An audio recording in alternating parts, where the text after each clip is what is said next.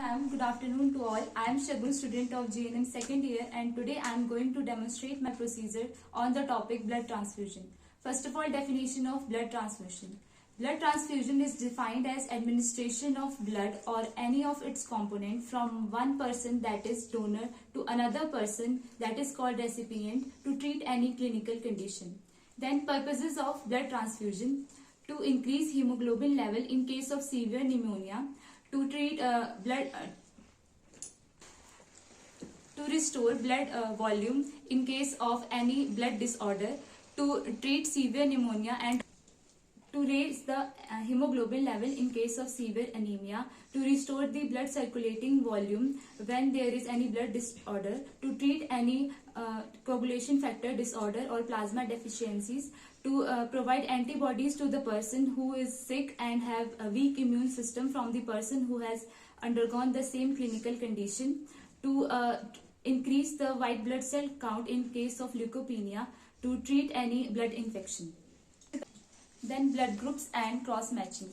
First of all, there are four main blood groups. Each blood group has agglutinogen and agglutinins. Agglutinogen is known as antigen and agglutinin is called antibodies. AB blood group has both antigen, that is antigen A and antigen B, and there is no antibody present in the AB blood group. A blood group has A antigen and beta antibodies. B blood group has B antigen and alpha antibody. O blood group has no antigen and there is both alpha and beta antibodies present in the O blood group. So, O blood group is the universal donor and AB blood group is the universal recipient. AB blood group is called universal recipient because there is no antibody present in the AB blood group.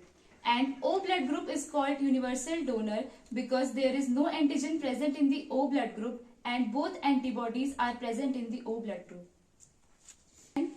Points to be remembered before the selection of the donor: there should be no disease of heart, kidney, lungs or liver to the patient.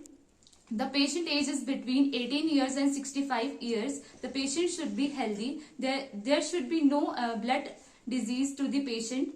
Just like syphilis, gonorrhea, HIV, AIDS, malaria. This will be not present with the donor. So we are screening the patient for this. Yes, ma'am. No history of any blood transfusion in previous 90 days. The patient should not be pregnant in the past 6 months. The vital signs of the donor should be checked before the administration of the blood transfusion and also after the end of the blood transfusion. ABO blood group and RH typing cross matching should be done before the administration of the blood group. Before starting the procedure, 5 principles should be kept in your mind, that is preparation of nurse, preparation of articles, preparation of client and unit, step of procedure, termination of articles, record and report, and health education. First of all, preparation of the nurse. The nurse should be prepared both physically as well as mentally. In physically, hair should be tidy, dress should be neat and clean, there should be no ornament, shoes should be well covered. In mentally, positive attitude toward the patient, that is less harm and more benefit to the patient, and thorough knowledge regarding the procedure of the blood transfusion. Then preparation of articles. The blood transfusion tray containing following articles. First of all, 3 pre-medication: Avil, dexamethasone and hydrocortisone, that is given before the procedure of the blood transfusion. A 10 ml syringe in case of giving any fluid to the patient. Tourniquet to visualize the vein when we are putting the cannula. An 18 gauge cannula that is administered into the vein for the purpose of blood transfusion. A bandage in case of any children. A BT set that contains a filter. There is a difference between the IV set and the BT set. A BT set that contains a filter which will differentiate the fibrinogen from the blood and prevent the clotting of the blood. A blood bag containing the blood which contain the information about the donor, that is donor number, RH group, ABO blood group, date of the collection, date of the preparation, date of expiry, whether the donor is voluntary donor or the recipient donor, and blood is collected by the physician. 2 paper bag, one to collect the dry waste and another containing gloves to prevent cross infection, Macintosh to prevent the soiling of the linen, a kidney tray to collect the wet waste, and a bottle of normal saline that is rushed before the administration of the blood transfusion or at the end of the blood transfusion. Before starting the procedure, informed consent is taken from the patient.